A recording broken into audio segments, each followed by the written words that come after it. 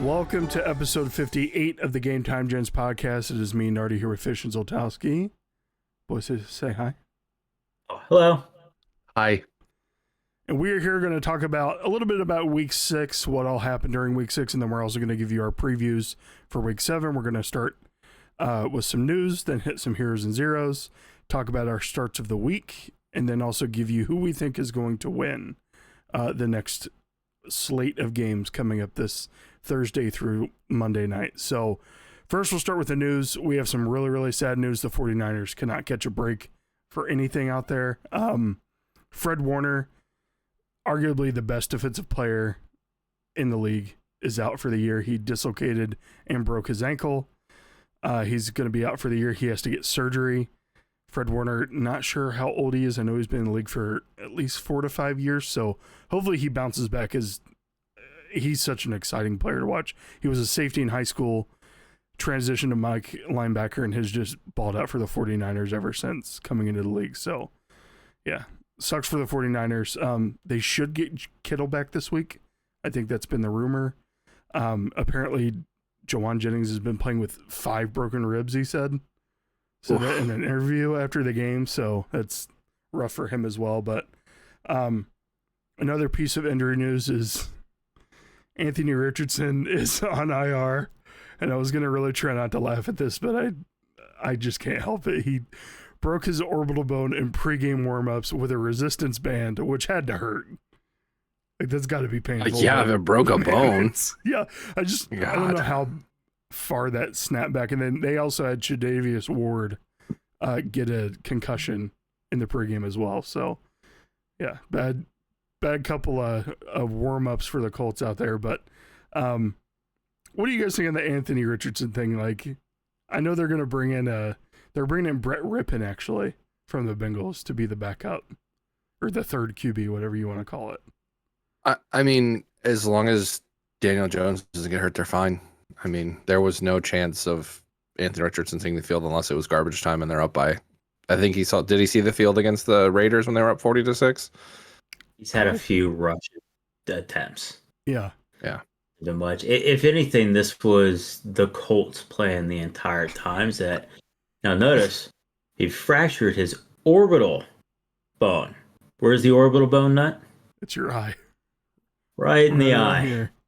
All I'm saying is when his eye starts to glow red like Kano, I think, some additions have been made. So little Mortal Kombat reference there, right? Did you like that? Yeah. But nah, it sucks. Like, I mean, the poor guy's just warming up and then takes one right to the face. I'm sure he talks some shit, said a funny comment to try and get people to like him again, and then pop, you just get laid out. So, yeah.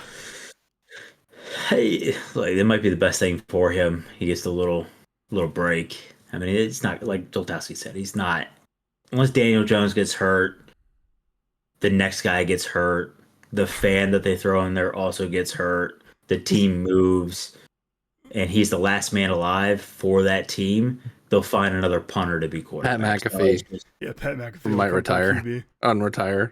Play QB. Oh shit, I just hit my mic stand. We're outside of time. We're good. Other pieces of news we have: Bill Callahan has been fired from Tennessee. I feel like that was he their head coach last year, or is this the first year? Because if it was, I don't know. If it was this year, that was very short lived. I think it was the head coach last year though, but who knows what's going to happen to Tennessee? I think they have named Mike. I meant to write this down. He used to coach for the Chargers. Mike McCoy. He's their new interim head coach for the time being. We'll see what they do in the offseason. Get Cam Ward, somebody that can coach football. I think he's going to be good in the league still. I just think he's got absolute, to quote him, ass around him right now. So, other piece of news, Joe Flacco looked much better in his Bengals debut than I thought he would. It's making me a lot less confident in my team right now. So, it's not so much the lack of confidence in your team. It's the difference between having A player receivers and D player receivers. Yeah. I mean, when you have Flacco's always been a good-ish quarterback. He's never really been like the Patty Mahomes or whatever, but you give him a massive human in T, a third guy who's also quick and also big, and then you give him Jamar Chase who can get separation.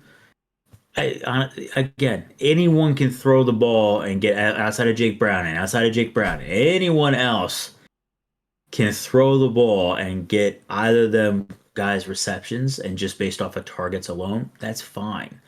So I wouldn't say that your team it's painting a picture. It's just a different picture they're painting, right? They got A plus receivers. You guys have D receivers for right now. They're young. They could be good. Judy could be a D if he could catch the ball. Two different worlds with that. So don't let the Joe Flacco thing. Yeah, he played decently. Don't look who he's throwing to. Look who he's throwing to. That's it. Yeah. It'd be the same thing, I think, if you put him on like the Vikings with Jay Jettas. I mean, you look at what Carson Wentz has done with them. Yeah. And then, it's just, Fish is completely right here. It's just dependent on, and I don't know why Jake Browning struggled so much, because got, one of the best receivers in the league. And then I'd say T's a top 10. I can tell you why. He's taking the Alex Moran approach. He doesn't want to be a starter. He'd rather be a backup. He just doesn't want to be the backup's backup. Fish with the references tonight. All right. I see you here. Or you got like a little it's right off the top you been of the watching? Head. Yeah, it's right under here, right under there. You see that? But are you playing Mortal Kombat in your free time and watching Blue Mountain State too? No, it's just, hey, look, we're operating on a different level now.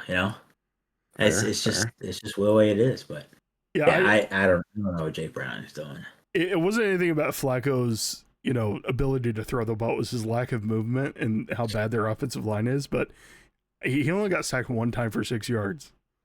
So he must just be getting the ball out, and Zach Taylor must be scheming stuff up to get the ball out quickly. And Flacco's a guy that's going to be able to do that for you. So hopefully they don't turn it around, but I don't know. They looked a lot better this week than they have in the previous weeks with Jake Browning. I don't think they're gonna turn around. Flacco's still gonna make his mistakes that he makes, because he is up there. And the offensive line had one good game, but who knows what they're gonna be.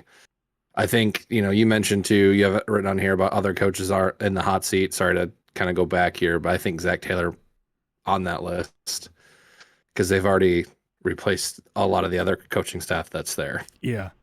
I was gonna bring that back up after I talk about the Ravens. Like, a lot of people are hitting the panic button on the Ravens right now, and rightfully so. They're 1-5, but people are calling for Harbaugh's job, and I think that's insane. I get it though. I get it. I really do. Yeah. Right. Coming from a person who wanted Nick Sirianni's head on a stick and the entire coaching staff. I thought you were going to drive to Philly last year. I really did. I really did. I really did. Right. There's certain things, and I'm sure most of this is coming from Baltimore, right? They've been good for years. There hasn't been a down year for them. This is like alarming. You're like, oh, whoa. Yeah. Based on what we did last year, what everybody has on paper, the defense has gotten better. It's just another year with Derrick Henry and Lamar together. It's just like, what is happening? Finally, Bateman decides to play football. It's a panic button for sure, right? But we've all been in that position when your teams win consecutively, and you guys have just been good for years. You don't know, and you can't really attest to this, but you don't know. Not much here either. You don't know what the taste of being successful is, right? It's losing seasons almost become part of the norm. And the Ravens, much like the Patriots when Brady left, right, when their dynasty took that downfall. How many times did we have to check bosom, see if he was doing okay or if he was going to respond, right? That's all he knew was the dynasty, the successful dynasty they had, right?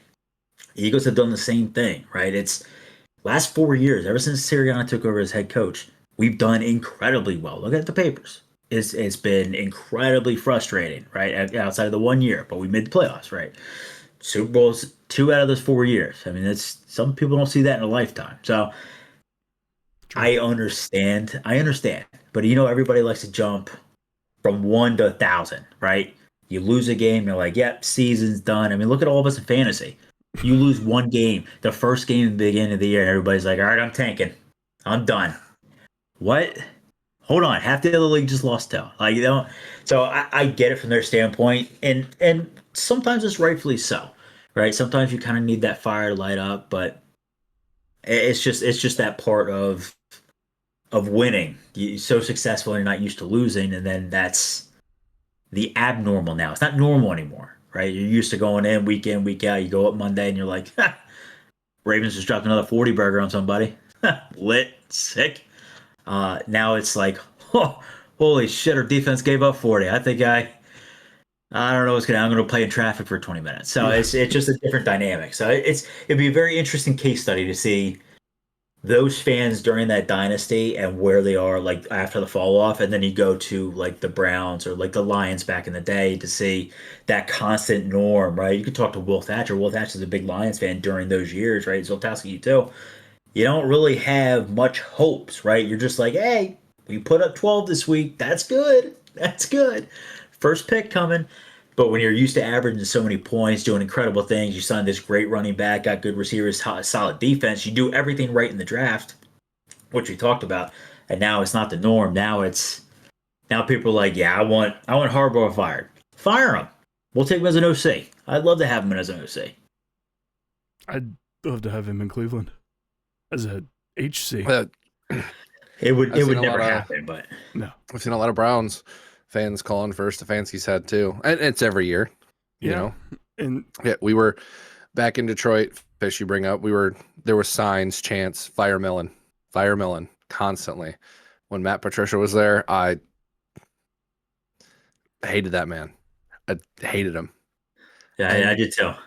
We had Jim Caldwell for 3 years, made the playoffs out of 2 of those years, and then we're going into year 4.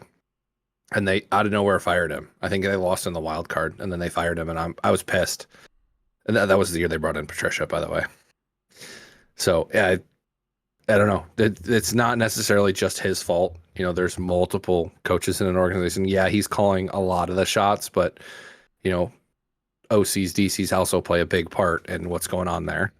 So panic for sure, but like not to the point of firing your head coach who has won you a Super Bowl, maybe I 2. I don't think Harbaugh needs to be fired, but yeah, that's a bit much for me. The last piece of news is also tied to the Ravens. CJ has now been released, so big surprise there. Chauncey Gardner-Johnson is a free agent again. He just got there and was a cancer in the locker room. And they let him go. It's like where's he going to go next? I don't know. If I'm a head coach or a owner or a manager, Jets. It's like Deontay Johnson. He's going to go to the Jets. That's my guess. It's like, do I want the headache? A great ball player. We talked about this weeks ago. Great ball player. You need that little scrappy guy on defense, you know, that plays incredibly well, can get the team fired up. But then as soon as you have to continue to win. Because as soon as you start losing, and all of a sudden him and Slay are jumping on podcasts with rival team members and talking all kinds of shit and exposing stuff that should only be kept in the locker room. You can't do that, right? Then you make yourself unmarketable. Nobody wants that. You could be the greatest player ever to see that position. No one's going to want that. So it doesn't come as a surprise. But I just hope he doesn't go back to Philly. We're saying, oh yeah, we'll take him. No. You fans that just decided to put on green last year. No, you don't know. No, we do not need him. We'll be okay. Detroit could use him. Already tried that, buddy. No, thank you. I'm telling you, he's going to New York. Call him and Brian Branch the Bash Brothers. Yeah. Well, not next week or not this week. He's suspended. So. Not this week, yeah. He's suspended 1 game. Yeah, we'll talk about that. It'll be rough. But you guys got some news this week? I go do. Ahead, Fish. I do. I got a couple. Marion is going to continue out his singing career just a couple weeks longer. He has avoided his season-ending surgery or injury, excuse me. They are anticipating him. I know he hit the IR last week or 2 weeks ago. They are anticipating him. IR typically is just 4 weeks. They're anticipating 5 to 6 weeks. Obviously, he's young enough to kind of bounce back. But they're definitely taking a lot of precaution with this. They don't want to rush him back and then have that, season-ending or possibly career-ending injury. The interesting thing that I did see, which kind of I don't know if it's true, but kind of makes you wonder, right? You start thinking about other running backs in the league, other running backs that are behind the number ones, Algier, looking at Gainwell, who's really done well. Then you look at Jordan Mason, who then becomes a starter and does incredibly well. The Chargers supposedly have reached out to multiple teams saying, hey, we're looking for a running back, um, and we need one ASAP. Jerome Ford's available. So they go get Tank Bigsby. There's a lot of, and we don't know how true this is, but there's a lot of speculation on what about the current running backs you have. Yeah, they're not crazy good, but they fit the system. They're pass catching backs who can also run it. You got to look at this also. You guys throw most of the time until you start really giving Omarion the ball and the rock. You've thrown it most of the time and have great success. You have incredible receivers, actual receivers that can catch nowadays. And then you have a great quarterback during the regular season. Playoffs, different story. Regular season, great. Do you really need to trade for that possible starting number one, or are you okay with getting by with what you have and just coasting out the next 5 to 6 weeks? So something to kind of keep, something, especially fantasy wise. You start thinking of all the other implications. Mentioned Algier, mentioned Gainwell. If you want to take a gamble, if that is in fact true, make a play for Algier. He might be he's done well when he filled in. He might be looking for opportunities. People took a gamble on Jordan Mason when he popped off for a few games. It kind of worked out. So just kind of keep that on everybody's radar. I want to mention two other things. Garrett Wilson, Chargers, or not Chargers, LOL. The Jets receiver also avoided season-ending injury, which is great for them. Also anticipating them or him to be out for not only a couple weeks, I think is what they said, but probably leaning towards 3, just again to play it safe. The Jets haven't won a game this year. It looks like they might not. They're not going to rush him back. And then lastly, I'm going to take a big sip of water for this one. I am proud to announce that those of us Rashee Rice managers, it is the week, ladies and gentlemen. It is the week that we can take him. He was on the bench. There wasn't a real, an IR spot for a suspension. So this is the week that we could officially put him back in the lineup. And with great just urgency towards that, especially with how well the Chiefs have been playing without him. Patty Mahomes looks like he's back in his prime and looks dangerous. Get him a guy who he can feed like Puka Nacua. Yeah. That's a big problem. Next 3 weeks, it's going to be a problem. So that's all I had on my end. Zoltowski, I know you got a few things in your end. Yeah, I got a few things here. So going back to players, Zadarius Smith has retired in the middle of the season. He just signed with the Eagles, so scumbag. He's out. I don't know. I don't know what happened. Didn't look into it. Just saw that he retired, and I was like, yeah, saw that coming. Just because of the way he's been bouncing around the league past couple of years, he probably got sick of it, and probably wasn't really sick of making money. Needed there. Crazy, man. I know, man. Let me be an Alex Moran, please. Yeah, I'll keep the bench so warm. Hell, I'll even go out there and hold some field goals. Laces out, baby. I'll hold a clipboard. Laces out. It's surface pads, buddy. There's no more clipboards. We're age of technology. Forgot what year. And then so 2025. And then so going back to the Chiefs, the Chiefs finished Monday Night Football with 0 accepted penalties against them. That is the first time since Week 18 of 2023 in the league, and is the 40th game since 2000. And just to put that into perspective, there have been 13,547 NFL games played since 2000. So thanks Google AI for that. A lot of games. Again, watched a little bit of the game. Saw some highlights. Saw a lot of people, not just Lions fans, complaining about some of the missed calls. It is what it is. Chiefs are playing at home. It's Arrowhead. It's hard to play there. It's 18 they on lost. 11. It's always 18 on 11, though. Yeah. Yep. I won't I won't dig too much into it, but it's all over social media. There's a lot of calls. There's one really bad catch that was not a catch. It clearly hit the ground and they called it a catch. Oh, I thought you were talking about the Travis Kelce one. Yeah. Where he just didn't get touched and they called PI. No, that one too, yeah. No, there was a catch that got called where you literally watched the ball hit the ground and then go into his hands and then still catch first down. Tons of missed holding calls, but there's holding on every play. Some of them were pretty egregious, but you're telling me that right tackle didn't line up in the backfield once? Good for him. I probably did. I was driving home during the game, so I had it on the live activities up on the car, and kept seeing the Chiefs score go up and the Lions score staying the same. But defense has got to make stops. Lions only had 4 penalties against them, so I can't complain too much. Well, 4 accepted, that is. There was a few that were not accepted, but who called that game, by the way? I don't know. I don't know the crew off the top of my head. I should have looked it up, but I'm talking about the individual out of us three. Who said that the Chiefs you were did. winning? You did. Oh, okay. Oh, that's right. We're going to go over it later, too. Yeah, I know. It's fine. I know ball. I know ball. It's fine. Yeah, you do. I forget that the refs are involved there. They're playing at home. Should have thought about the refs a little bit more. Text to the refs. But actually, there was a last thing about this, and then we'll move on to the fantasy zeros. There was a study done by UTEP, the college, and the Chiefs have the most favorable calls in the NFL.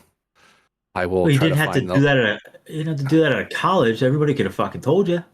Yeah, well, they did an actual study on it with data, so it's not just hearsay. It's here's the data to prove it.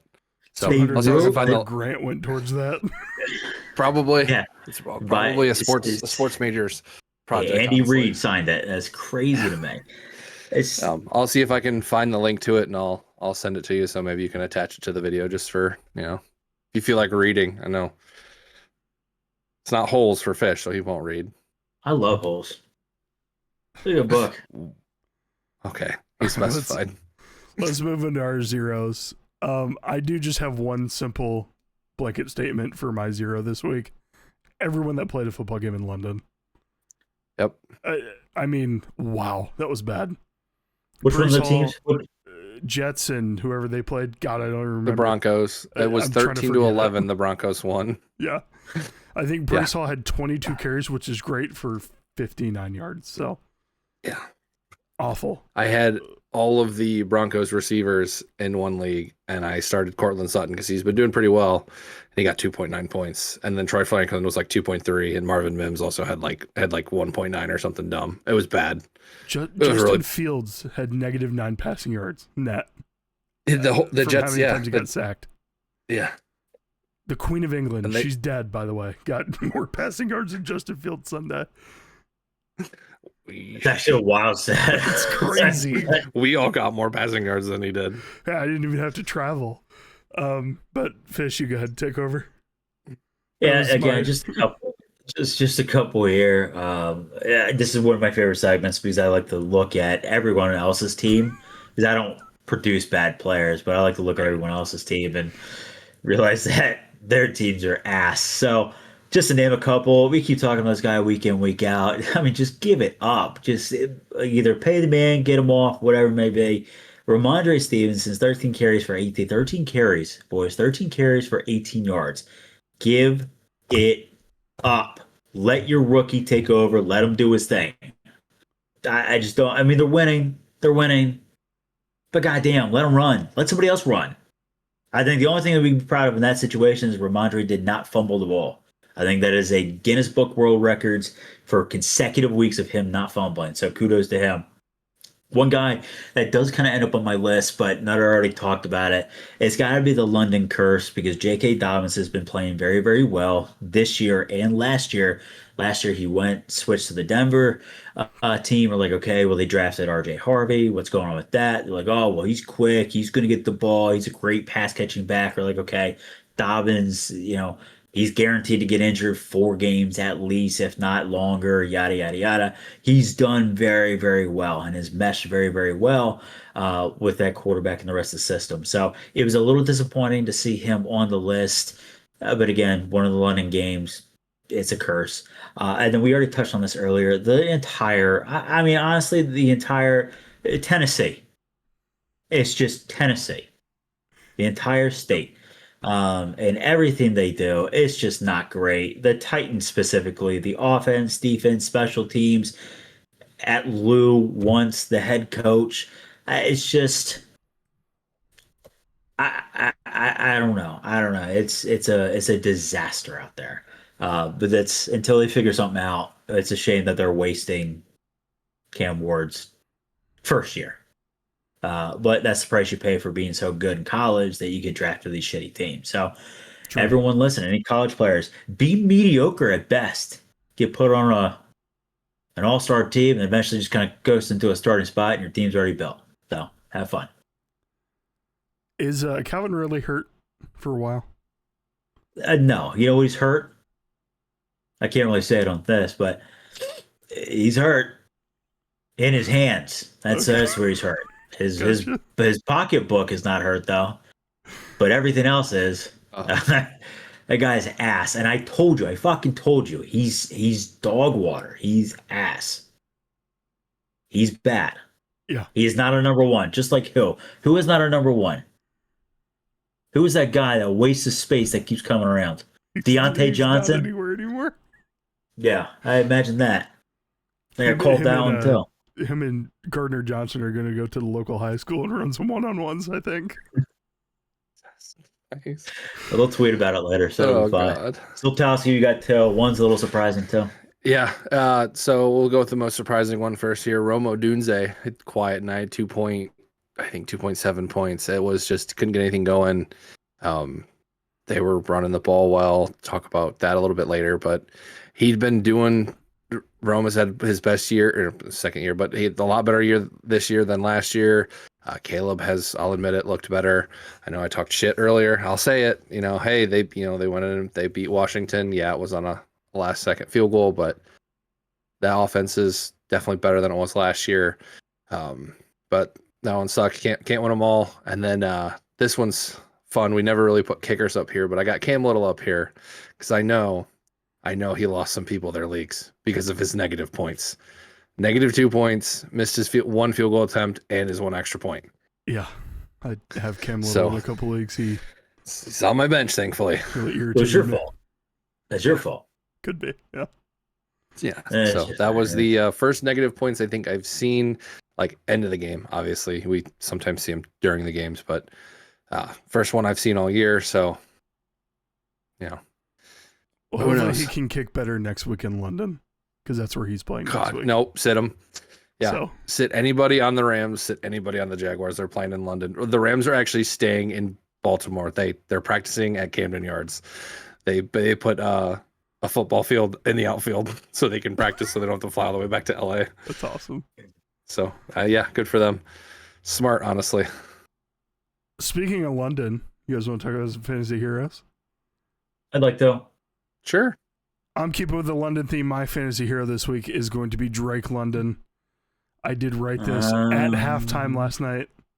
Drake London went 9 for 11, 147, one touchdown at half. He then finished 10 for 16, 158 with that same touchdown. His projected points were 14.34. He finished with 31.8, but I want to talk more about Drake London's last 2 weeks. He's kind of emerging himself as that number one target, which he should be. I mean, big body, fast guy, somebody that Penix needs to look at down the field. So Drake London over the past 2 weeks has gotten 26 targets with 18 receptions for 268 yards and has 2 touchdowns. He's becoming a very comfortable fantasy option for fantasy managers and really helping Penix break out and get into his rhythm. So they do really, really well in prime time. They play in prime time again this week coming up. I think they play a Sunday night game. So hopefully we see more of Drake London really ball out. I've been excited watching that. So it was that one game where they were really, really bad, and then they've come back and they've done pretty well the past few weeks there with a bye week between. Yeah, they've been feeding their best players. You saw Bijan's performance last night. Yeah, I kept getting the notifications while we were at the Jackets game. Like my phone was just popping NFL and ESPN. he might be the best running back in the league overall. Like, in terms of rushing, receiving, he's just insane. He does it all. Which there's no reason to not feed your best players, right? There's no reason that Drake London should not be getting 10 targets a game. Exactly. Bijan should not be carrying the rock for 20 yards and also having 6-7 targets himself. You don't need to please everybody. Okay? I know we talk about spreading the ball. Some teams, like Zoltowski isn't mine, we've got too many weapons. We're like, okay, yeah, this is great that we have 9,000 weapons, but now we have to worry about getting AJ the ball 4 times and Smith the ball twice. It's when you got 2 guys on this team, right, that are so damn good that it doesn't matter who covers them. If you got a moderately accurate quarterback like you do in Penix that can get them the ball and straight enough on a laser, on a line, on a rope, let him do his thing. Feed him the ball. And you know what? If Darnell Mooney, even though he didn't play this past week, if he gets upset and in his feelings because they're winning and he's not getting the target, tell him to fuck off and get someone else in there to be the number 2. Because he's not going to be the number 1. You got to feed your best guys. We saw the success that Sam Darnold had last year with the Vikings. All they did was, is that Jay Jettis down there? I'm going to throw it to him. Even if he's double or triple covered, I'm going to throw it to him because I trust him and his capabilities. Jordan Addison got fed the ball too, but it's because everyone else covered Jay Jettis, and he's like, guys, I'm right here. You can throw me the ball just once. That's all I'm asking. Right. So the Falcons are playing very, very well. The defense is not too bad. The offense is very, very surprising so far. They've done well, but they fed the right people the rock. So I like it. It's a great pick. It's a great shout out. Yep. I like that they're not trying to force the ball to Kyle Pitts anymore. Because it seemed like that's what they were doing the past couple of years. So ship has sailed, man. Get someone else in there. Get some guy that can block. Get some massive human to help support the run and passing game. You don't need like a Jake Ferguson, right? Jake Ferguson, he does it all. Get him little dink passes up the middle, keep him satisfied, keep him happy, but make sure he's there and he realizes that Bijan's going to run right or he's going to run left. You're going to run and you're going to block that linebacker, then get to the next level, right? Same thing. Penix needs 10 minutes in the pocket. You're going to help give him that 10 minutes. Cool. Sweet. Awesome. His games are not going to be glorious by any means. Pitts, it's one of those what-if situation. That guy should have been a receiver. He'd slid him into tight end because he's 6'6". I mean, he had the capabilities of being an insane. They were comparing him to like Gonza. They were, Tony Gonzalez. I mean, it's just that type of guy because he's so big, quick, and agile and athletic. And you're like, wow, he's been a real letdown. So I don't know. You're right though. I'm glad that ship is done. They stopped force feeding him. That's great. Yeah. That's great. Who wants to go So, next? you want to go next? I'll go next. Actually, That's fine. You want to go Or next? Nutter, if you want to go, it's fine. Not already went. Not already went. This is Yeah. You want to finish again? Are you okay? I've been doing this shit all night. Sorry. I'm You good. okay? I'm good. I I blacked know, out man. for a second. It's a lot of seconds. Had a brain fart. Fish, Let me ahead. go. Yeah. Let me go. Follow position. Yeah. I'm Let me so glad recuperate. I'm so glad you're going to talk about your guy. I really, really. I'll just breeze through mine really quickly.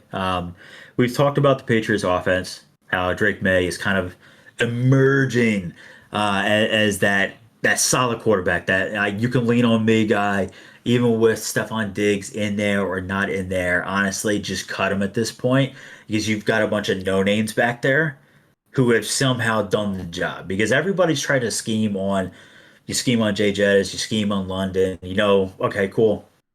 When you got Demario Douglas and Kayshon Boutte back there, you're like, who are these guys?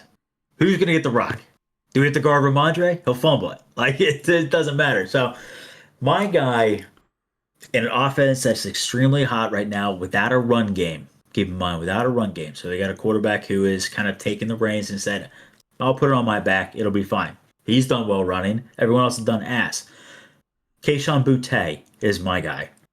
He went 5 for 5 for 93 yards and 2 touchdowns. Keep in mind, these are similar stats to what he did this all in the first half, essentially. I think people looked at him like, hey, and then the game ended. He's like, he got 5 more yards. What happened? You know, the whole other half. Um, like I said, the Patriots are getting really, really hot behind a young emerging quarterback. There's still really no number one, right? They have Diggs. Diggs has kind of been washed for the last few years. Is not, in my mind, is not the true number one there. Yeah. He's a name that goes with that position, and yes, you'll have to guard him when he plays. There's so much opportunity with this offense for an emerging number one. I'm not saying Boutte is. I just like saying Boutte because he's got to be a French guy, right? French guy for sure, right? I think I'm not trying to steal your thunder. I think it's pronounced booty. Yeah. Oh, I know. Booty. Oh, 100%. But it's like Wayne Gallman, all them. So, Yeah, we're doing this again. oh, absolutely. It's partly the reason why I picked them. There's a lot. Yeah, kind of. There's a lot of good possibilities, and kind of. I know that we have hit the bye week early, especially last week or 2 weeks ago. We started seeing it. I think in week 5.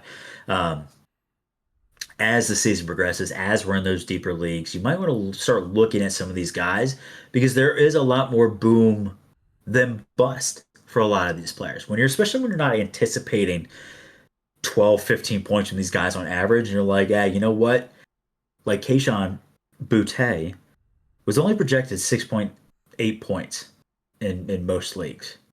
He finished with 26.3 in an offense where Drake doesn't have a Jay Jettas or a true number one. At any point, it could be Demario Douglas, it could be Boutte. It's a gamble, but that's part of fantasy football. So if we're looking for pinch spots, might be worth picking him up, stashing him, even starting him in some of those flexor positions when most of if you didn't strategically plan like some of us on your bye weeks and you got all your receivers out, it might be worth throwing the guy into a flex or a super flex or any position if you're Zoltowski's team. I do want to kind of point out one bad week against you and your super team. We continue to win, so I'm not pulling players off my roster on the losing side. So I do want to bring something up fantasy wise though. Boutte is only rostered in 12% of leagues, and only 3% of people started him. I'm assuming that about 2.9% were all AFK people. They're like, yeah, I forgot my login, don't even care. Who's this player? It's football season. Yeah, it's little things like that. So he might be a sneaky play, and kind of, of course, any big boom or bust players that come out, they're typically the first ones to go on waiver. If he's out there, or if you stashed him, again, might be a good trade implication too to try and buy him lower or sell him high based off of his performance. So just something to keep in mind fantasy wise as we approach those onslaught of bye week hells. So that's it. That's all I want. Just want to Boutte there. Kayshon Boutte. It's a good pick. I was pretty upset that I didn't start him. I had Quentin Johnston in my roster for. I even told Liz, I was like, hey, make sure you check your roster. Got the London games. Didn't check my roster. Thought I said it the day before. Didn't matter.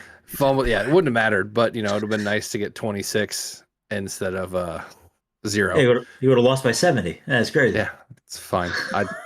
I want to know what moves you did in the offseason that when we weren't paying attention to yourself as commissioner of that league. I texted all of my players and I let them know I'm here for you. Unbelievable. But I do have a guy that I did start who is my hero of the week. The guy we've talked about quite a few times on the show, mentioned him a little bit earlier. Kind of been a question mark, but this year he's definitely had that turnaround year. Just really, really popped off last night. I'm talking about DeAndre Swift for the Chicago Bears. 108 yards on 14 carries, which averaged to 7.7 yards per rush. 2 receptions on 3 targets for 67 yards and 1 touchdown. Is projected to get 12.05 points. Ended up with 25.5 points. So great game for him. It's the most rushing yards actually he's had in a game since last year when they played Washington. And he's finally showing that run and pass catching ability we know he has. And it really does kind of show how the Bears offense has improved from last year. And I've been starting him pretty much every week he's been available. I think last week was bye week for them, so I couldn't, and I was pretty bummed about it because he's been doing so much better than last year. I haven't seen a 2 or 4 point game out of him, which is awesome. So, and he's going against the Saints here coming up. So he'll be my RB1. Should be your RB1 if you have him, because we all know how the Saints are doing. Sorry, Nova. You got your 1 win, and that's about it. I'm not sure if you saw me looking around there, but I do recall this player being one of the dudes someone liked to have a revitalization this year. I'm just looking for my flowers, boys. It's just you make so many bad calls. I can't think of the good ones. I'm sorry. I'm just Wait, that was you? Flowers, boys. Did we not all say that? That this is this? I mean, did we not say that at the beginning of the season? I think we all. I put his name on the document. That was me. Yeah, he did. And you put his name on the document. Okay. And I remember giving him. Look for my recognition. Is it under my desk? Is it behind me? I don't know. I'll give you. I'll give behind you the Ravens jersey. Yeah. Oh. We don't have one of those in this house. I think it's the Bengals jersey, actually. Mr. Iron Man. But no, I will give you credit there. You did say it. I did give you a little bit of shit about it, but that was just because this was his make or break year. I did, because I have he's been on my team for the past 2 years, and he's pissed me off for the past 2 years, so I've been upset with him. I'm allowed to be happy with him now. I'm allowed to have my doubts when I've had to sit him on my bench, and then he'll score 10 or 14 points, and I'm like, all right, cool. Hey, we're making some momentum, and then the next week he goes in and scores fucking 2.8. Yeah. So, the frustrations are valid. Saw it coming. Yeah, it's fine. Now we can go on to starts of the week for next week. Who wants to go first? I'll go. Mine's quick. Okay. Yeah. Mine's also quick. So I'm going to go after Fish, and then you're going to go. Boom, boom, boom. Love it. I'm just not seeing yours. Oh, mine? Yes. Oh, yeah. Fucking layup. Let me take a sip of my water. It's thirsty again. So, my guy, I've already talked about him, and I hate that. Ladies and gentlemen, it's week 6. 7. Week 7. Week 7. 7. It's week 7. We can officially start Rashee Rice. I know I talked about it earlier. Look, the Chiefs offense has done incredibly well without him. I know Juju has come out as the emerging receiver. Same thing with Thornton. Xavier Worthy so there. Weird for you to say. Yeah, I don't like it. That's but really then there's a lot of offensive receiving threats. They started utilizing some of the running backs as receivers as well, because they clearly don't like to run the ball unless it's Miss Patty himself. This is I don't care who's back there. He's starting on the team. He slides into the number 1 spot. There's zero competition. We thought that there would be competition from Travis Kelce the last few years. Even last year, before Miss Patty broke his own knee and put Rashee Rice on the IR for the season. It's not going to be a factor. He should see easily 12 targets. I don't think they're going to ease him in on a snap count. He's been eased in because he's fully healed, has been practicing, is ready to go. They're not going to put him on a snap count. This is a no-brainer. I'm starting him in theory. Well, we got enough room. I'm starting both, but I'm starting him over George Pickens. With ease. George Pickens has done incredibly well. Even when CD is there, I think George Pickens has earned some of that target share. This is a no-brainer. There has been no one else that they trust more than Rashee Rice. Even when Travis Kelce is that safety valve, that guy has had more drop passes turned into turnovers than he actually has receiving yards. He drops everything. I don't know if it's because Miss Taylor Swift is up there, or he's got the new hair, or he just, remembers his roots or whatever. I don't know. He needs to figure it out or hang it up. That too. He's going to have to look for his new safety valve. And guess what? His number 1 option is Rashee Rice. His number 2 and 3, is also going to be Rashee Rice. He's good enough. He reminds me of CD Lamb, where his route running capabilities is incredible. He can get separation,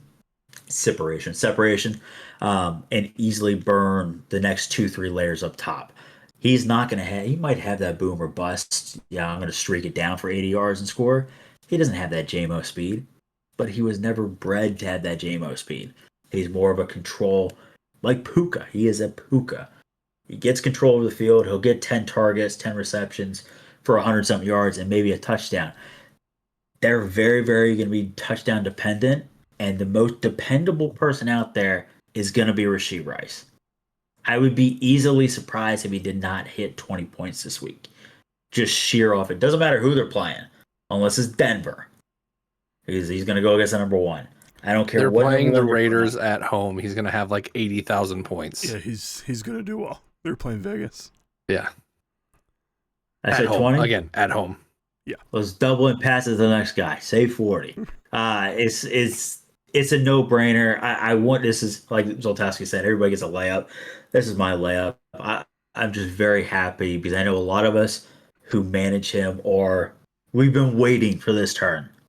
There's been a lot of leagues where like shit. If I had that one guy I could start, can't start him because he's suspended or he's taking up a roster spot. These are the times that we wait for. All we had to do is buy out 6 weeks. We've done it. Congratulations.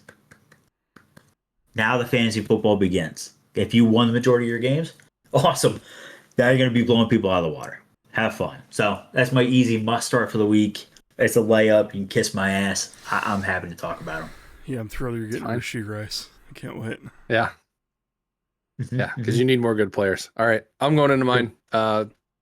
So I'm going to go with one of your guys here, Nut. I'm going to go with Harold Fannin. Is my start of the week. Cleveland is playing Miami at home. Fannin has seen more targets since Dylan Gabriel took over as the starting QB for the Browns, and their chemistry looks really, really good. So the last 3 weeks, he's played 79% of the snaps or higher. I think it was 79, 80, and 83%. So he's seen a lot of usage out there, and Njoku is listed as questionable. So he doesn't play. He's going to see all that. He's probably going to be 100% snap count, other than, maybe probably closer to 90.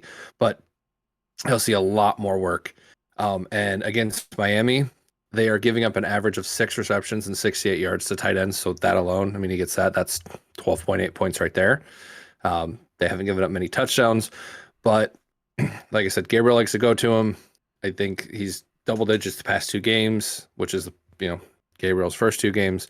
I like him. I think he popped off week 1 as well, or that was Samson, but he's also had another game where he popped off as a target. He catches the ball well, looks great. Doing it, he's a bright spot in that Cleveland offense, especially when Jerry Jeudy can't catch the ball. And then I don't know who your other receivers are. So, and when, they know Quinshon's getting it, so they're going to stop the run because they stopped him. Pittsburgh stopped him stone cold. I think he ended up with like 3.7 points or something in fantasy. So, throw him in your tight end spot, or if you have a good tight end, throw him in a flex spot. No shame running the double tight end. Like I said, Miami's been on and off. I know did they win or lose this last week, or were they on bye? They lost barely. Did they? Yeah, I think it was by 1 point. Did they win? I thought so. I know they lost. Chain popped. I know they lost to the Panthers. Yeah, Rico Daddle. Miami lost by 1 point, 2 points to the Chargers. And then Tua proceeded to throw all of his teammates under the bus. Nice. Get him out. Get Quinn Ewers in there. He or said Zach Wilson at this point. That they have players-only meetings and no one shows up. So that's great. Yeah. Now, he's got a lot of CT. Yep. Does he actually tell the players, or is he like envisioning this stuff? I don't know if that's CT or schizophrenia, but he's... It's brain damage, bro. Not great. Not great. Not great at all. So, but like I said, start him tight end 1. You got a good tight end, flex him in there, run the 2 tight end flex. It'll work out for you.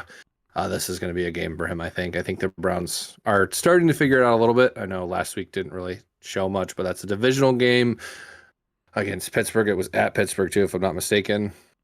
So, and they've looked, they're on their winning streak. So like once week week 9 or 10 hits, then the Steelers are going to fall apart because the Tomlin Black Magic runs out. But yeah, Miami's been shaky. Mike McDaniel's also probably in the hot seat. I know we talked about that earlier. So he might be on his way out. He loses to Cleveland. He's probably getting fired. We'll take him as a just play like caller. James Franklin got fired for Penn State. Didn't mention that earlier. Oh yeah, we should have mentioned that. He's making $50 million a year, by the way. Sit at home. Yeah, no, he came in there, can't win a home game, can't win against top 10 teams, and is just he just robbed him and ran. Yep. That man is living comfortably, and I would love to have his salary to go lose. So, no, this is a great pick. Harry Fannin has been very involved, like you said, especially in the past couple weeks. This is his first game where he's projected more than 10 points. So that just, again, what you said, the Dolphins are very bad against the tight end. So hopefully Harry plays well and he does a good job, especially if Njoku's out. Hopefully we win. I don't know. I'd like to see you going? Win. No, not this weekend. Tickets are probably cheap. Drive up there. We have season tickets. The other family wanted to use them. Yeah, Weird just flex. buy your own tickets. Like, like there's TickPick, Game Time, not sponsored, but could sponsor. I love TickPick. TickPick's great. Or Game Time because it's a name. Game Time's good too, but I've always used TickPick because they've always had what you see is what you pay.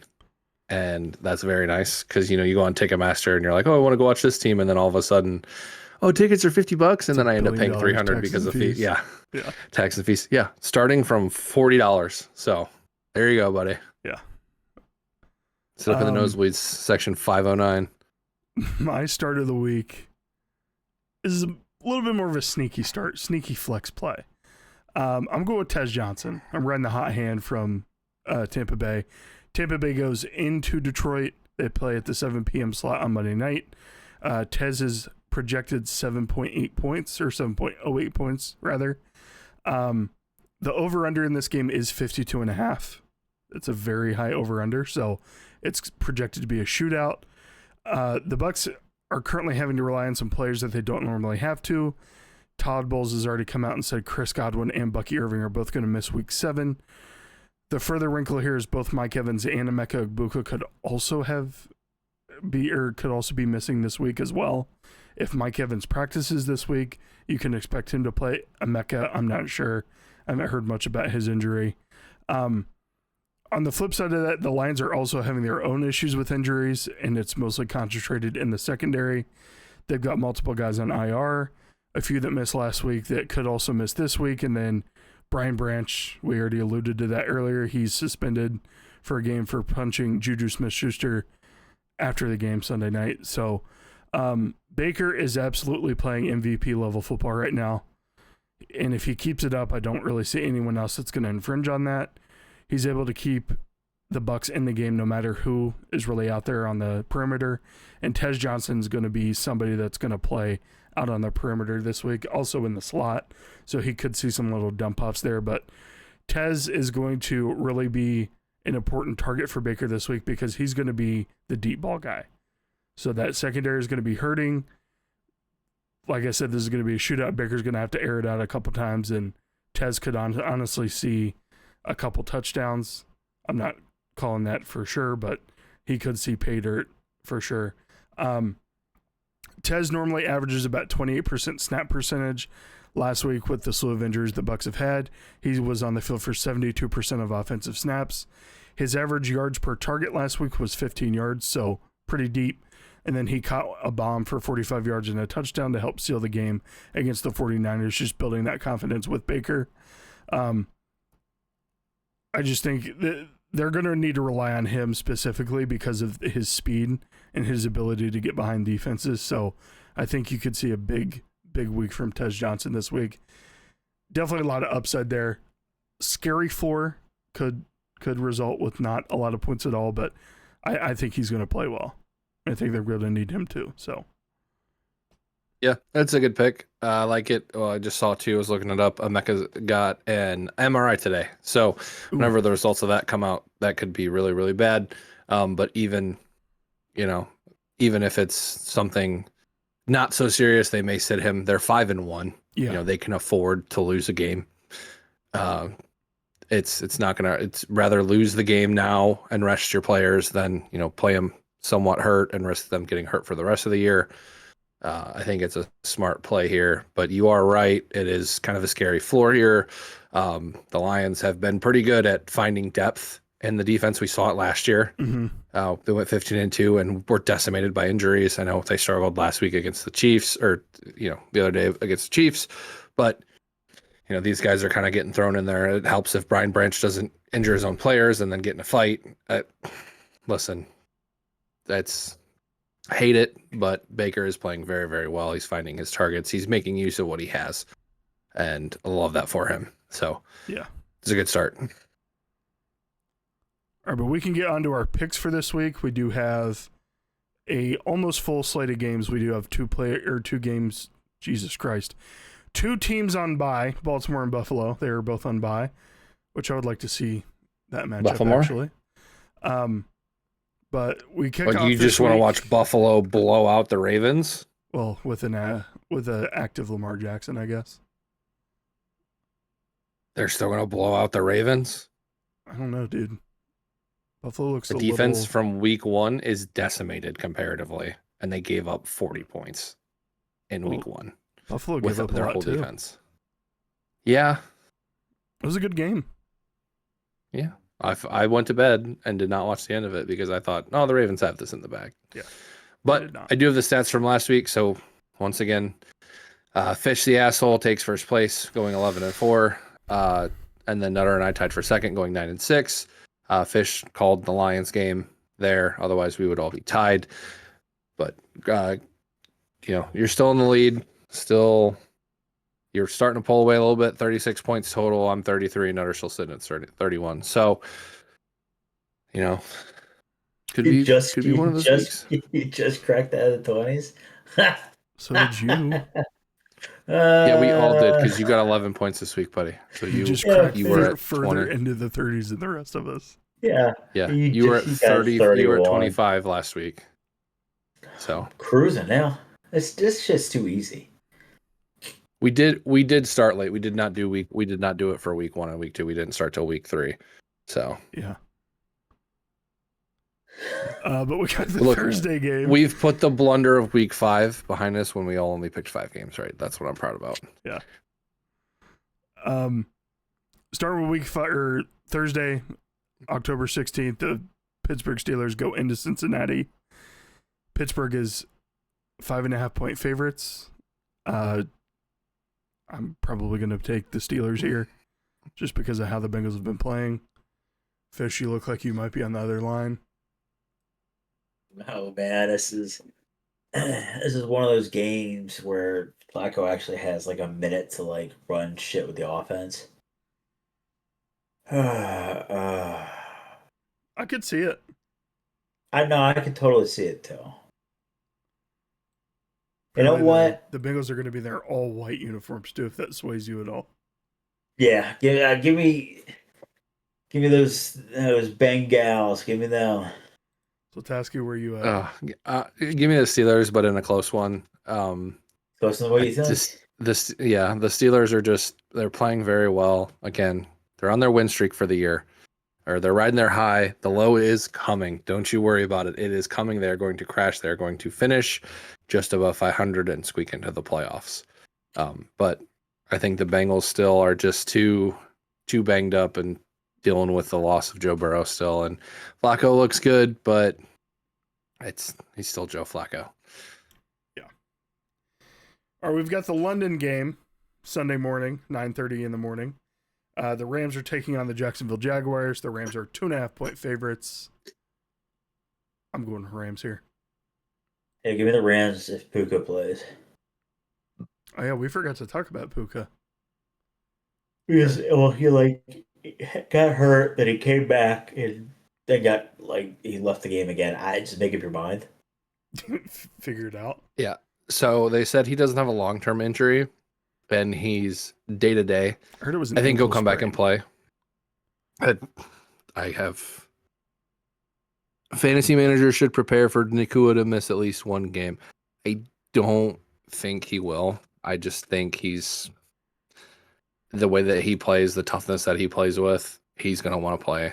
He's going to try and force himself in there and probably risk injuring himself. But give me the Rams. Give you the Rams, and then we got the Saints going into Chicago. Chicago's 5.5-point favorites. Yeah. Give me the Bears. Yeah, Bears play Bears. very well at home. Fish, I assume you're same wavelength there. Yeah. Zoltowski, you as well. Yep, they play well at home. And then we have Miami going into Cleveland. The Browns are favorited in this game. 2.5-point favorites. It is the lowest over-under of the week at 40.5 points. The Browns have not put up over 17 points this year. That offense is scary for the Miami Dolphins, but I think the Browns defense is going to hold up, so I'm going to go with my Cleveland Browns. I think we get our second win of the year. What do you boys think? You don't think so? I think you move on to next week and search for that second win. I mean, you got to stop a chain, and there's really no stopping him, especially receiving out of the backfield. No, give me the Browns. Oh, you're going Browns? Put me over there. Let's go, Zoltowski. Yeah, I think. I mean, we saw what the Browns defense did against the Lions, who also have a very good run game. Gibbs went for 100 yards, but they got lit up in the passing game. Really have only got Waddle and Darren, their tight end. There, Gabriel's starting to figure it out. I just think, they're at home. I think there's a better chance that they win this game. And Miami's got a lot of discourse right now. Tua's blaming his players for everything. He's not taking any accountability. And when your leaders pointing fingers and not trying to rein the team in, just causes discourse, and discourse is never good for the locker room. We talked about the cancer in the locker room, and it's starting right now. Mike McDaniels has lost that locker room. Yeah, it's bad. Has been gone. It's bad. The talent's there. A Chain, Ollie Gordon, and Waddle is good. Don't get me wrong, but I just think Cleveland's defense is better. So yeah, give me the Browns. And then we got New England going into Tennessee. New England 7.5-point favorites. I do lean New England here. Yep. But there's always just something about an interim head coach coming in.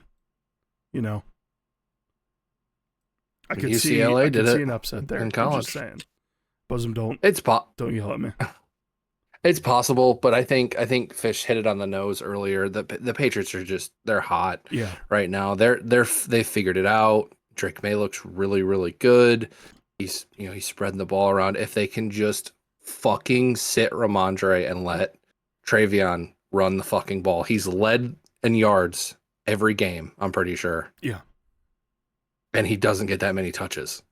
Give the man the rock. Feed your best players. I think I read earlier he got 6 to Ramondre's 12 carries, which is just laughable.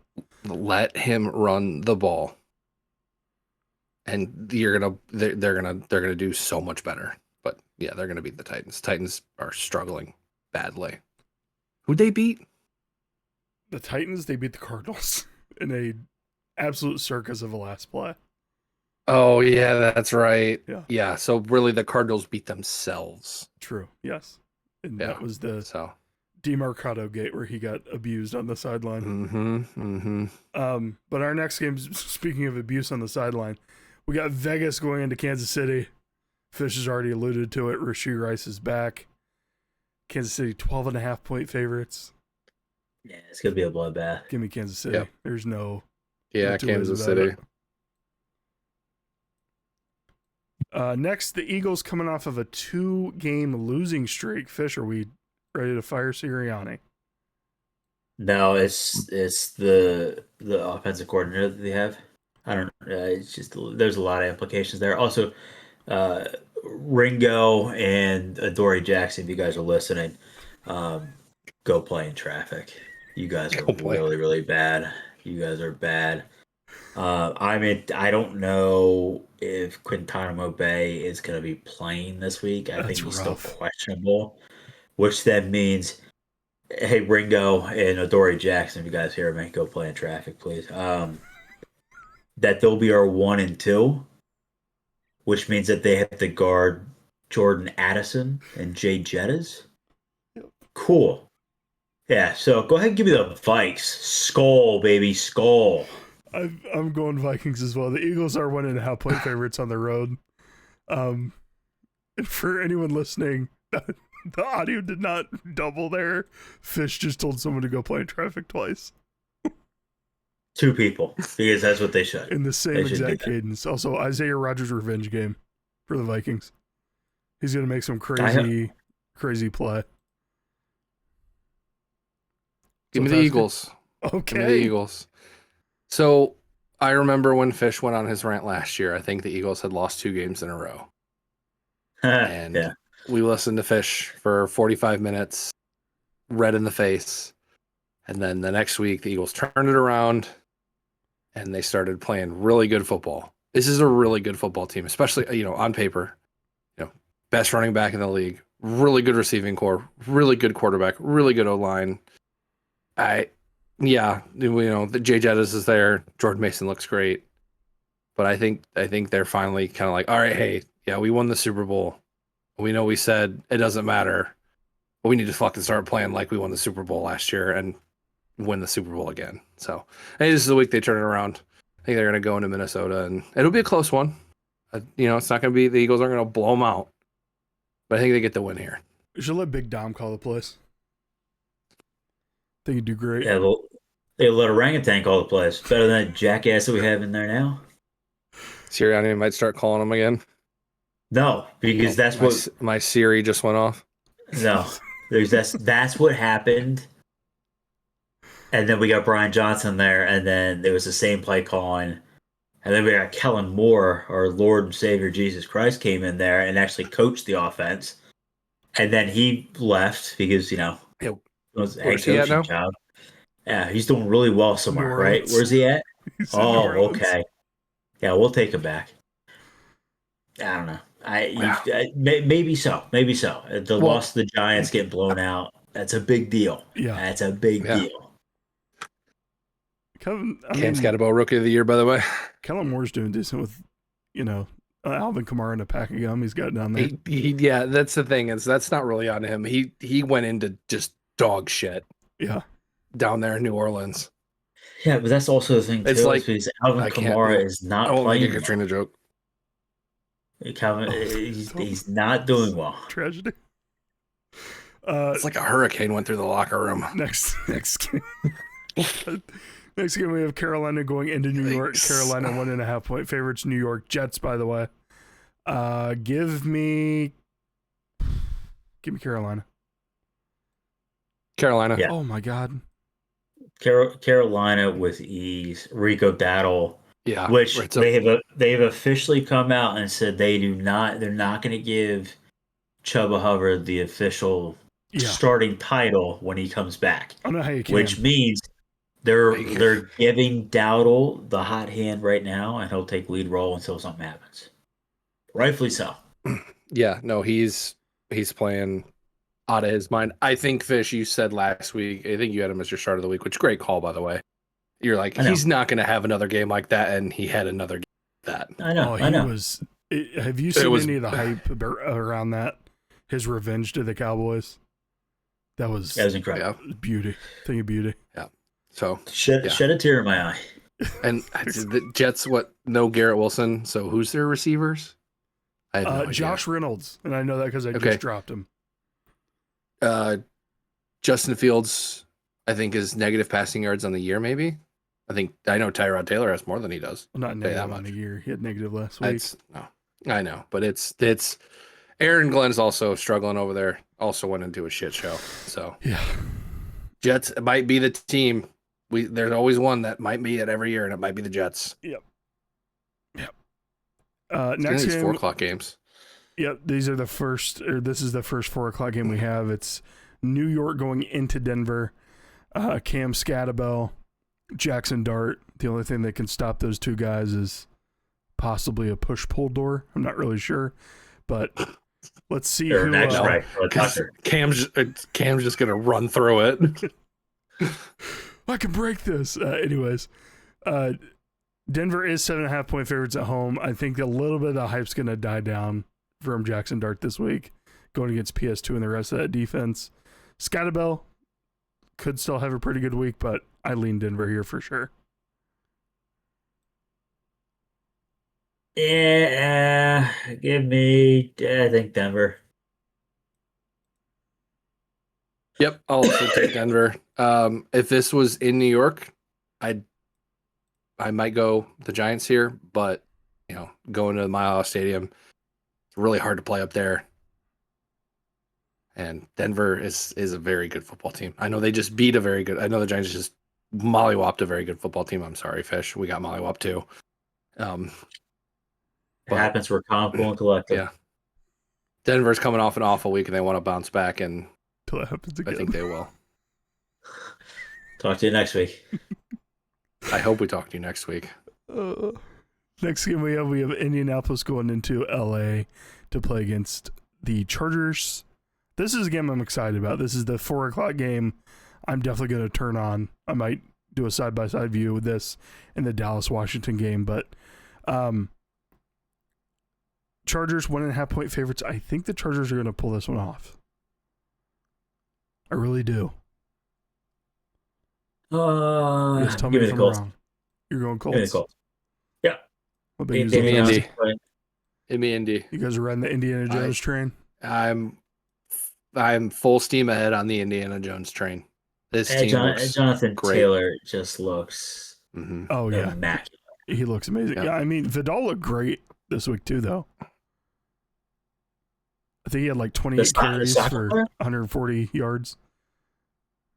Is that not his last name? Vidal? No, it is. I was just trying to reference the soccer player back in the day. That's cool. We'll get another one. That'll be another opportunity. Next game, we have Washington going into Dallas. Washington 1.5-point favorites on the road. I think this is going to be a high-scoring affair. CD is expected to be back Give me this Dallas. week. Just for CD being back, give me Dallas. With that being said, Is Terry McLaurin ever going to play football again? I told you, don't sign people to max contracts because their productivity goes to shit. So just don't do it. Don't do it. He could return. He could. He could. He stubbed his toe 12 months ago, and he's doing the Ken Griffey thing because he gets a hangnail and he's out for 8 months. Thank you. Got a quad injury. Thank you in credit from every Marvel movie. I appreciate that he could return. Give me Dallas. You're going Dallas as well? Yeah, Washington just doesn't look the same as what they did last year. They're struggling. There's no pep in the step in the offense. Like, I know they lost Eckler, but you can't tell me that Eckler is going to be that guy that leads the team out there. It's just, they don't look right. Something's off. Something's off. I will also take the Cowgirls. Their offense has looked, they lose a close one to Carolina, but Rico Dowdle was playing with a fucking vengeance, man. Carolina's also undefeated at home. Are they really? Mm-hmm. They're 3-0. Yeah. Dallas is pretty good at home. It's all the glory holes. Thanks, Jerry. You're a geriatric fuck. But Fish is right. The offense just doesn't look good. Scary Terry's not there. Debo just doing what Debo can, but he can only do so much. So yeah, give me Dallas, unfortunately. All right, the last 4 p.m. game, we have Green Bay going into Arizona. Green Bay 6.5-point favorites. This one's easy for me. Give me Green Bay. Yeah, just move me down there. Yeah, Green Bay. Matthew Golden looked great this past week. Looks like he's emerging as that number 1 receiving option. So, I think someone said that a couple weeks ago. I think it was you. Maybe. And yeah. I'm going to give you your flowers for that. Great Thanks. call, Zoltowski. Yeah. Oh, is it not like a week in, week out with you guys? Do you guys just not like call smart things and then somebody just turns out to be well? Is that just not a common thing here? Or is it just me? I don't know. I'm not. I just like to get my flowers, Fish. Like, I know I'm right. I've done very well with my starts. We've done very very well with our No starts of the one week. gives me It's my this guy over flowers. here who needs 11 layups. I literally commented on your Rico Dowdle. I just Call. gave you a compliment. We and talked you're about gonna the turn Panthers. around and slap me in the face like that. I want a Yeah. handwritten note. I am. You White want a glove, handwritten too. note? I want a handwritten note I'll on write you how down. well I'm I've still done. waiting on my coffee. Honestly, yeah. All 13,000 of them from you and Bosom. You guys are going to own stock in something at this point. Oh, Sunday that's night. good. Sunday night we got Atlanta going into San Francisco. San Francisco surprisingly 2.5 point favorites. I'm going Atlanta. I'm riding the hot hand. They were missing so many players on the other side of the ball. Fred Warner being out is going to be a huge detriment. I'm going Atlanta. Atlanta, please. Yep. Bijan's gonna have a game. As much as I like, the San Francisco Cinderella story that they've been having with, the replacements. It's got to end eventually. Yeah. How many times is Collinsworth going to bring up Patrick Mahomes Sunday night? Start doing Over that as a under prediction. set at 12. And Over. I'm hammering the over. Over. Yeah. For sure. Yeah, 1,000%. We do have another Monday night doubleheader. We have Tampa Bay going into Detroit. Detroit is 5.5 point favorites. This is going to be a very enjoyable game, much more enjoyable than the game that starts at 10 p.m. There's a game that starts at 10 p.m. this week. Yeah, it's because it's in Seattle. West Coast. That game's going to be, you'll be able to watch one at a time on the big screen because the game will be over by the time the next one starts. It's true. Give me Tampa. I just can't deny how well Baker's playing right now. This is a crazy thing. They're missing their entire offense. Detroit's All the missing their entire receivers. secondary. Yeah, but that with that offense still in gear, and I give you the Lions. I don't know. I'm trying to compute. Like, yeah, they're missing their secondary, but when you're down by 45 points already, doesn't matter. I guess who's Baker gonna throw to when your 1, 2, and 3 are out, and your starting running backs out? Rashad White Johnson. can't take everything. Who? Take dimes. Take dimes. Jake Johnson. Johnson, baby. Des Johnson. Jake Dongs. Oh, that's Johnson. Fish hits it on the head. Lions secondary's beaten up. But there's, like I said, we saw the depth last year. Again, coming off a rough loss to the Chiefs. Every time the Lions lose, they always come back stronger the next week. We saw it after week 1. We'll see it after week 6 and week 7. Baker's playing great football. Yeah, it's going to be a shootout. But I think the Lions come away with a victory here. Especially after they lost at home to the Bucs last year. You guys are swaying me. You already made your pick. You already locked it in. No, So. I'm going to stick with my gut, but you guys are swaying me a little bit. I'm not going to lie. Yeah. I think it's going to be a close game. Goff's been playing. No one talks about it because he's not flashy, but Goff has been playing extremely good football. Pretty sure he's got like the second highest completion percentage in the league right now. Yeah. And probably the like number one if the J-Mo second could catch most. a ball. J-Mo could catch the ball. Love the guy, but damn, J-Mo catch a ball, please. All right, we got our last game, 10 o'clock game. Seattle hosting Houston. Seattle 3.5 point favorites. What Jackson Smith and Jigba and Sam Darnold are doing right now, I can't go away from that. I mean, Derek Stingley is going to be a tough matchup for JSN, but I can't go against it. It's not gonna matter. I'm going Seattle. Seattle.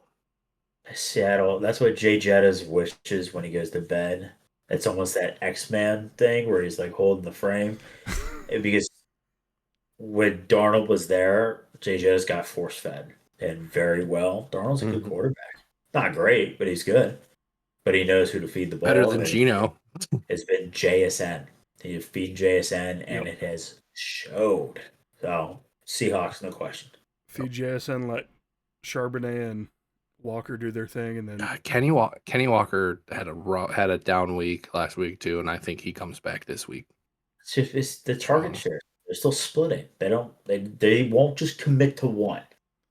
Like it's either Charbonnet. It's because the leagues, like, again, and we talked about this before. The two-headed monster that Detroit has made other teams look and go, oh, we need that too, so our backs don't get hurt. But they can't find the serviceable second, and they just try to force it instead of just feeding the shit out of their best guy. And then, all right, let's pass the ball. Let's put the other guy in there to block, chip block, and then run a quick out so we have it out in case nothing's open downfield. I think both the Seattle backs are talented enough that you can play them both. Even in fantasy, I think you can play them both. So, I don't know.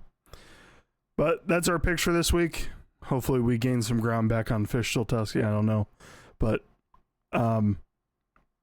looks to be a pretty good week of games. I'm pretty excited for this week. Some good matchups going in. So, you guys got anything to say to the people before we go? No, sir. Go Lions. Go Browns. Go Birds. Hockey's back too. Skull. Go Detroit. Go everybody but the Penguins. Fuck the Penguins. And to quote Pat McAfee, that's hockey talk. All right, everybody. We'll see you next time. LSUGG, the Expedient Gent. Peace. Yeah.